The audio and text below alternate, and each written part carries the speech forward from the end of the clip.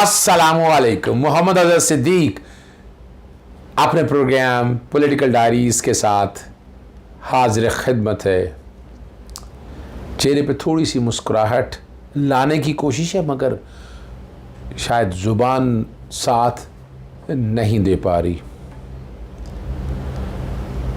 आपको कोशिश करनी है असल हालात और वाक़यात बताने की। मेरा उर्दू पॉइंट पे इंटरव्यू प्रोग्राम है वो बड़ी डिटेल में, बड़ा लेंथी प्रोग्राम है मेरा वो। उसमें मैंने बहुत सी तफसीलात अरशद शरीफ साहब के हवाले से, बहुत से राजों से पर्दा उठाया मैंने। कुछ चीज़ें तो मैं बयान कर दूंगा यहाँ, लेकिन वो चूँकि तारीख़ी तौर पर रिकॉर्ड का हिस्सा रहना है, इसी मौका मिले तो वो ज़रूर देखिएगा। आज बात करूँगा मैं सबसे पहले लाहौर हाई कोर्ट में।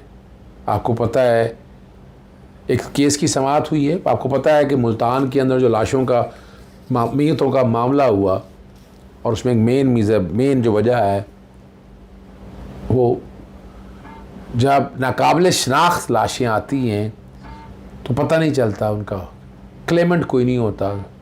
तो वो जो कि अब नादरा से सारा निज़ाम बन चुका है, तो उसको थोड़ा सा कंप्यूटराइज़ करने के हवाले से मामला चल रहे हैं। एक आनी दरख्वास्त दायर हुई थी, तो लाहौर हाई कोर्ट में वो जो कि मामला मुल्तान का था वो डिसमिस हो गई। हम तो बड़े अरसे से पब्लिक इंटरेस्ट में स्मार्ट मामले को लेकर चल रहे हैं कि अस्पतालों की सहूलियात बेहतर हो जाएं। तो यहाँ लाशों को जो है ना वो बायोमेट्रिक का निज़ाम वज़ा कर लिया गया है। 200 रुपया मांगा है नादरा ने कि वो रिकॉर्ड मुरतब करेगा, और जवाब जमा करवा दिया हुआ है। और लावारिस और अस्पतालों में मौजूदा लाशों का बायोमेट्रिक निज़ाम वज़ा करने के हवाले से बात है। नादरा और हुकूमत पंजाब के दौरान प्रिंसिपल ये एग्री हो गया है, लेकिन एक मेमोरेंडम ऑफ अंडरस्टैंडिंग साइन होना है। और परसों के लिए, यानी आज 24 है, 26 तारीख के लिए नादरा भी और हुकूमत पंजाब की मुतलका जो है ना वो अदालत के सामने मामला लेकर आ जाए। ठीक है ना जी। और 3 इजलास उन्होंने कहा कि बाकायदा मुंतखब 3 इजलास हुए हैं, और मामला तय पाप होने के बावजूद नादरा कुछ नहीं कर रही है। यहाँ हमारे यहाँ पता है कि लाशों को जो है ना आमिल जो हैं बाजे जादू टूने और इन चीज़ों के, और जो कि शनाख्त ना होने वैसे नश्तर अस्पताल जैसे वाक़यात होते फिर रहे हैं। ये कोशिश और काविश है पब्लिक इंटरेस्ट में। एक जो बड़ी तकलीफ दह बात है अरशद शरीफ साहब के हवाले से, वो जो कि शोएब रज़ाक साहब हैं, एडवोकेट हमारे दोस्त भी हैं, वो अरशद शरीफ साहब के वकील भी हैं। डॉक्टर मईद भी ज़्यादा सामने भी आ गई कि अरशद शरीफ को जो है ना दुबई की हुकूमत से डिपोर्ट करने का किसने कहा। यह हमारी मौजूदा हुकूमत की तरफ से डायरेक्शन थी। जिस तरह की गुफ्तगू मैं मुनासिब यही समझूँगा कि मईद पीरज़ादा ने जो गुफ्तगू वहाँ की है वो आप देख लें, सर आप लोगों के लिए बड़ी आसानी रहेगी। जो बातें कही हैं हर आँख जो है अश्क तो है, और वो आप लोगों के सामने आनी चाहिए। जो दूसरा अहम इशू है, पहले वो गुफ्तगू सुन लीजिएगा। मईद ने भाइयों की तरह से हैं, लेकिन जो अंदर से जो बात की है मैं मेरी बनाए वो खुद आप तक बताती हैं, सुनिएगा। अपनी माँ की डेथ के बाद कभी नहीं रोया। 2013 में मेरी माँ की सडन मर्डर हुआ था। उसके बाद बहुत कुछ हुआ मेरे साथ, लेकिन मैं कभी रोया नहीं। लेकिन मैं और बैरिस्टर शोएब जो थे अपने गेट पे, पहले मैं और इमरान रियाज रोते रहे, उसके बाद मैं और बैरिस्टर शोएब जो है हम रोते रहे। फिर हम उनके घर गए, वहाँ उनकी फैमिली से मुलाकात हुई, वहाँ सभी लोग जो हैं वो रो रहे थे। उनकी बच्ची को देखने का मौका मिला, उनके और घर वालों को देखने का मौका मिला। अनबिलीवेबल। अच्छा, फिर एक बात है, मैयत लानी है, और हमारे यहाँ एक आपस में हमारी एम्बेसीज के वो कॉन्टैक्ट्स में बड़ी मेरी तफसीली बात हुई थी एम्बेसडर्स के साथ। उन्होंने कहा हम फ्री ऑफ कॉस्ट ये ट्रांसमिट करते हैं। अब जो कि वहाँ पर हुआ है कीनिया में, बकुआ कीनिया में हुआ, मुकदमा दर्ज हो के पुलिस ने मारा है स्नाइपर, और चाहे गलत फहमी की मारे, it's a murder, it's a cold blooded murder, चाहे पुलिस ने किया हो, तो कीनिया की उम्मत पे क्या ट्रस्ट किया जा सकता है? पोस्टमार्टम, बाकी मसाइल, मैंने कहा था FIR के वाले से रात के प्रोग्राम में मैंने बड़ी तफसीली आपको पता है चीज़ें डिस्कस की हैं। तो यहाँ से मैयत लाने से पहले बहुत से लवाजमात हैं जो पूरे करने हैं ताकि दिक्कत कोई ना हो। लेकिन ट्रेसेस मिल चुके हैं काफ़ी, और अगर फेयर इन्वेस्टिगेशन हुई तो असल कातिल जो है ना सामने आ जाएंगे। अब पाकिस्तानी गवर्नमेंट पर्चा दर्ज करके इस मामले को लेकर चलती है या बाकी, मैंने तो तजवीज़ दे दी थी कि यहाँ मुकदमा दर्ज हो सकता है पाकिस्तानी कवानीन के तहत, ट्रायल भी हो सकता है। डॉक्टर इमरान फारूक का केस आप लोगों के सामने है, लंदन में मर्डर हुआ था लेकिन ट्रायल हमारे यहाँ चला है, तो अरशद शरीफ का ये मामला चल सकता है। डिपेंड करता है कि हिम्मत करें या ना करें, हिम्मत की बात होनी चाहिए। जुडिशल कमीशन अभी तक शायद बना नहीं है, FIR भी कोई सामने दर्ज नहीं आ सकी, तो ये चीज़ें सारी सामने आनी चाहिए थी ना, कौम को पता चलनी चाहिए थी ना, ताकि चीज़ें आगे बढ़ सके और हम मंतकी अंजाम दो, जो लोग कसूरवार हैं उनको शिकंजे में कसा जा सके। और कराची में जो है ना एक बड़ा एहतसाब अदालत के करप्शन का, मुदारबा करप्शन का, अभी तो वैसे नायब ख़त्म हो गया लेकिन ये बड़ी बात है, महफूज फैसला सुनाया। मुलज़िम अब्दुर्रहमान को 14 साल कैद और 93 करोड़ 93 करोड़ 14 साल तक सज़ा सुना सकते हैं। मुदारबा के नाम पर 7 अरब 20 करोड़ रुपए की जालसाजी की। कराची ये जाली स्कीम 12 अफराद पर मुश्तमिल गिरोह चला रहा था। सैकड़ों लोगों इस्लाम के नाम पर शरई मुनाफा का झांसा देकर बेवकूफ़ बनाया गया। 1 अप्रैल 2018 को नैब ने जो है ना इस्लामी सरमायाकारी के नाम पर आवाम को लूटे बदनवानी में मुलव्वस 19 मुलजमान को गिरफ़्तार किया। यहाँ जो दूसरा मरकज़ी मुलज़म जो है मुफ्ती एहसानुल्लाह को 10 साल कैद है, 9 अरब रुपये जुर्माने की सज़ा। 2014 में ये मामला उभरा था और 9,584 मुतासिर। अगर आज नैब ये मामला ख़त्म कर दे तो क्या मामला था, आप समझ सकते हैं कि हालात क्या हैं। नैब में तरमीम वाला मामला चल रहा है, बड़ी डिटेल में बात हो रही है और बड़ी लंबी बहस चल रही है, और मेरा जहाँ तक ख्याल है नैब तरमीम सेट असाइड होती नज़र मुझे आ रही हैं। जिनसी हरासगी समेत हमारे कई कवानीन में खामियाँ मौजूद हैं, जैसे सईद मंसूर अली शाह। क्या अदालत बैनुल-अक़वामी कन्वेंशन के मुताबिक कानून साजी की हदायत जारी कर सकती है? जैसे सईद मंसूर अली शाह के, अगर अदालत हदायत भी दे तो पार्लियामेंट किस हद तक उनकी पाबंद होगी? अदालत कई मुकदमा में पार्लियामान को हदायत जारी कर चुकी है। अदालत ने कई कवानीन की तशरीह बैनुल-अक़वामी कन्वेंशन के तनासुर में की है, ये बिल्कुल ठीक कह रहे हैं। आलमी कन्वेंशन में निजी अफराद की करप्शन का तज़किरा भी है, ये चीज़ ऐसा के रिमार्क्स है। निजी शख्सियात में कंसल्टेंट, सप्लायर और ठेकेदार भी हो सकते हैं। निजी अफराद और कंपनियाँ हुकूमत को गलत रिपोर्ट्स भी दे सकती हैं। पंजाब बैंक केस में भी हमने निजी अफराद पर 9 अरब की करप्शन का इल्ज़ाम था। ख्वाजा आरिफ साहब कहते हैं, क्या किसी दूसरे मुल्क ने आलमी कन्वेंशन के मुताबिक करप्शन कानून बनाया? जैसे मंसूर अली शाह ने किसी दूसरे मुल्क के करप्शन कानून का जायज़ा नहीं लिया। ये ख्वाजा आरिफ ने बताया, आलमी कन्वेंशन में दर्ज जराइम पाकिस्तानी कवानीन में शामिल थे। और ये ख्वाजा आरिफ साहब ने बात बताई है, दुनिया ने करप्शन के ख़िलाफ़ आलमी कन्वेंशन 2003 में जारी किया। मुस्बत चीज़ यह है कि पाकिस्तान में करप्शन के ख़िलाफ़ कानून 1997 से बना। सईद मंसूर अली शाह, कोई सियासी जमात गलत कानून बनाए तो आवाम उसे वोट नहीं देगी।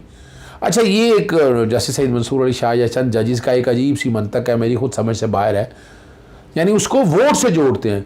भाई आम आदमी को तो वोट, यानी इस कानून साजी के लिए या तो आवाम आप इतनी समझदार कर दें, उनको क्या पता है कि उनका पार्लियामेंट यानी क्या कल एकदम मुंतखब कर लिया है तो वो लूट मार करता रहे, कौन पूछेगा इस बात को? यानी इसको इससे क्या जोड़ने की ज़रूरत है? जमहूर में सियासी जमातों के एहतसाब का यही तरीका है। ये तो सियासी जमात की बात हो रही है, कवानीन के कॉन्टैक्ट्स बनी है। दूसरी हुकूमत अगर कानून तब्दील कर सकती है, यानी 5 साल के लिए लूट मार जो कुछ होना है वो होता रहे और अदालतें खामोश तमाशाई क्या बनी रह जाएंगी। तरामीम के बाद नैब कानून आंखों में धूल झोंकने के मुतरादिफ है। और ये ख्वाजा आरिफ साहब के मालियाती पॉलिसी में माशी बेहतरी के लिए पार्लियामान कानून नरम करे तो अदालत क्या कर सकती है? खुदकशी पर फौजदारी कार्रवाई के ख़िलाफ़ भी आवाज़ उठ रही है। जैसे मंसूर अली शाह के रिमार्क्स है, क्या खुदकशी पर फौजदारी कार्रवाई ख़त्म करने पर अदालत दाखिल कर सकती है? ये जैसे मंसूर अली शाह, पार्लियामान में बहस हुई तो शायद खामियों की होती या शायद खामियों की निशानदेही होती, जैसे एजाजुल हसन साहब के रिमार्क्स हैं। इमरान खान के कंडक्ट पर यही तो एतराज़ है, जैसे मंसूर अली शाह साहब के रिमार्क्स हैं। इमरान खान पार्लियामेंट से बाहर ना आते तो नैब तरामीम पर बहस होती, उससे क्या फ़र्क पड़ना था। मेजॉरिटी तो उन अपना इम्पोर्टेड गवर्नमेंट वाले लोगों की है। PTI सेनेट में मौजूद थी, वहाँ बहस क्यों नहीं करवाई गई। वकील इमरान खान ने नैब कानून ऐसा बना दिया गया कि जुर्म साबित ही नहीं हो सकता। तरामी में कहाँ लिखा कि हर कोई एहतसाब से बालातर है। फौजदारी मुकदमे में अवाम के बुनियादी हकूक़ शामिल होते हैं। करप्शन मुकदमे में तो पैसा ही अवाम का शामिल होता है। करप्शन के खिलाफ आलमी कन्वेंशन कम से कम म्यार दिया गया। कन्वेंशन के मुताबिक इंसदादी करप्शन कानून को मज़ीद सख्त किया जाता है। पार्लियामान, अब इस पर चीज़ साहब के रिमार्क्स थे, ख्वाजा हारिस साहब, पार्लियामान कम से कम म्यार की पाबंद नहीं। सुप्रीम कोर्ट आलमी कन्वेंशन के पाबंद होने पर 1994 में फ़ैसला दे चुकी है। 8 नवंबर तक इस केस की मज़ीद समाअत जो है मुलतवी हो चुकी। कोई ऐसी शिक है जिसके तहत म्यूचुअल लीगल असिस्टेंट को काबिल कबूल किया हो, जैसे एजाजुल हसन के रिमार्क्स हैं। काबिल कबूल शवाहिद के हवाले से बाकायदा कानून मौजूद है, या एक तरीक़ा कार के तहत आने वाले कानून को ही मिलता जुलता है। क्या कोई कन्वेंशन मकामी कानून में खामियों को दूर करने के लिए इस्तेमाल किया जा सकता है, जैसे सईद मंसूर अली शाह। क्या ये आप कह रहे हैं कि कन्वेंशन के कवानीन मकामी कवानीन में शामिल थे, लेकिन इन तरमीम के ज़रिए ट्रैक कर दिया गया, जैसे एजाजुल हसन साहब के रिमार्क्स हैं।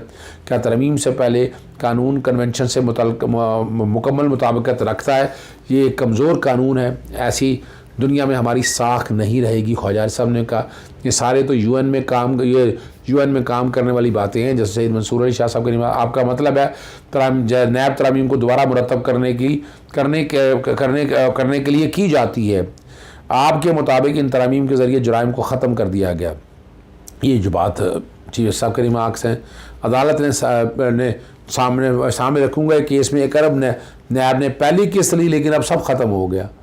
देखा जाए तो बैन कौमी कन्वेंशन में भी सजाएँ मुकामी कवानीन के पर छोड़ी गई हैं। ये सारी जो चीज़ें आप लोगों के सामने ज़ाहिर यही लग रहा है। PTI पार्लियामेंट में जाए, इमरान खान साहब के बारे में बता चुका हूँ कि एक सीट पे हल्फ लेके वो पार्लियामेंट के अंदर जा सकते हैं। ये फ़ैसला इमरान खान साहब ने करना है, और अगर आप कर लेंगे तो इससे बहुत सी चीज़ें बेहतरी की तरफ चली जाएंगी। मैं तो पहले दिन से ये बात कर रहा हूँ कि पार्लियामेंट नहीं छोड़नी चाहिए थी। पार्लियामेंट छोड़ के आपको फ़ायदा कोई नहीं हुआ। आखिर में मैंने इलेक्शन कमीशन के फ़ैसले पे ARY पे बात की है, बोल पे बात की है। प्रोग्राम जब एडिट हो रहा होगा, अगर उसके मुताबिक को प्रोग्राम आ गया हो तो बैकग्राउंड पे चल जाएगा।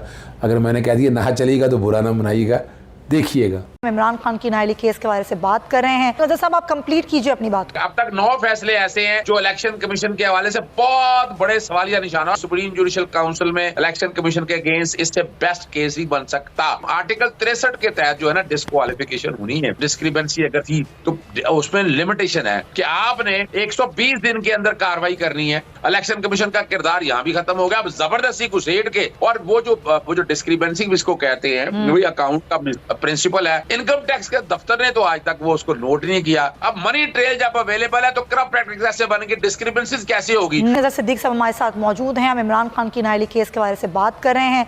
अज़र साहब की बात इनकम्प्लीट रह गई थी, मैं चाहती हूँ अज़र साहब आप कंप्लीट कीजिए अपनी बात को। देखिए, मैंने तो बात बतानी है जो सच्चाई पर मबनी है और हकायक पर मबनी है। इलेक्शन कमीशन के पे दर पे अगर फैसले देखें आप, मिसाल के तौर पर थोड़ी सी तारीख बताना इसलिए जरूरी है। इनका लास्ट आपको पता है रिजर्व सीटों के ऊपर भी इन्होंने बिला वजह टांग अड़ाई, उसके अंदर लाहौर हाईकोर्ट ने सेटिस्फाइड किया। अब तक 9 फैसले ऐसे हैं जो इलेक्शन कमीशन के हवाले से बहुत बड़े सवालिया निशान। और मैं बाकायदा जो बात कर रहा हूं कि सुप्रीम जुडिशल काउंसिल में इलेक्शन कमीशन के अगेंस्ट इससे बेस्ट केस ही बन सकता। क्यों नहीं बन सकता वो मैं आता हूं। आर्टिकल 63 के तहत जो है ना डिस्क्वालिफिकेशन होनी है। अच्छा, आर्टिकल 63 में तो कोई प्रोविजन आई नहीं। आपने स्पीकर के रेफरेंस को कैसे एंटरटेन कर लिया जब उसमें आर्टिकल 63 के हवाले से कोई है ही नहीं चीज। तो आपने हवा में, यानी मिसाल के तौर पर अगर फर्ज करें ये नैब के हवाले से होता, नैब के कानून में है कि सजा सुना दी जाए, 14 साल तक सजा हो सकती है। सेक्शन 15 कहता है कि आप नाअहल भी कर सकते हैं। पहले 10 साल थी, अब उन्होंने 5 साल कर दिया। तो यहाँ ये नाअहली दी हुई है। जब किसी कानून में नाअहली ये दी हो तो उसमें 63(1)(p) का इतलाक होता है। लेकिन इलेक्शन कमीशन ने आंखें बंद करके उस पर फिर अगली बात आती है कि मान लें वो कोई डिस्क्रिपेंसी अगर थी तो उसमें लिमिटेशन है कि आपने 120 दिन के अंदर कार्रवाई करनी है। 2018, 19, 20, 21 तीनों सालों में देख लें ना 2020 के अंदर 30 अप्रैल तक कोई काम किया, ना फिर 30 अप्रैल 2021 में, ना फिर 30 अप्रैल 2022 में। तो लिमिटेशन यहां भी खत्म हो गई, इलेक्शन कमीशन का किरदार यहां भी खत्म हो गया। अब जबरदस्ती घुसेड़ के, और वो जो डिस्क्रिपेंसी जिसको कहते हैं, वही अकाउंट का प्रिंसिपल है, इनकम टैक्स के दफ्तर ने तो आज तक वो उसको नोट नहीं किया। अगर कोई ऐसी डिस्क्रिपेंसी होती तो इनकम टैक्स का दफ्तर इस बारे में बड़ा इख्तियार रखता था, तो कोई चीज वहां नहीं है।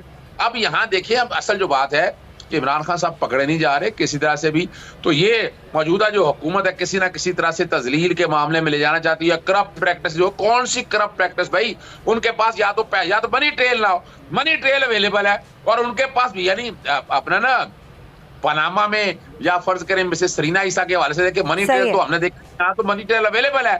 अब मनी ट्रेल जब अवेलेबल है तो करप्ट प्रैक्टिस कैसे बनेगी, डिस्क्रिपेंसीज कैसे होगी? चले मान लिया आपने कह दिया ऐसा कर दिया है, तो सेक्शन 137 में आपने कह दिया ये डिस्क्रिपेंसीज हैं, चले जी मान ले करप्ट प्रैक्टिस। अच्छा, करप्ट प्रैक्टिस मान लिया, 167 में जाएंगे, 167 कहता है करप्ट प्रैक्टिस डिफाइन नहीं है किया, फिर जबरदस्ती ले गए, आप चले जाए 174 में सजा दी हुई है, तो पहले जाएगा मामला सेशन जज के पास, इस्तगासा चलेगा, पता नहीं कितनी देर लगेगी, शहादतें होंगी, अगर उसमें भी सजा हो जाए, और उसमें भी सजा कम बेश 2 साल। इन शॉर्ट ये कि ऐसा हो ही नहीं सकता जो कि हुकूमत चाहती है। Thank you so much advocate Azhar Siddiqui साहब, आपके वक्त का बहुत शुक्रिया। बात बड़ी इंपॉर्टेंट थी कि भाई जो चाहा जा रहा है वो टेक्निकली और कानून के मुताबिक पॉसिबल नहीं है। इजाज़त चाहता हूँ।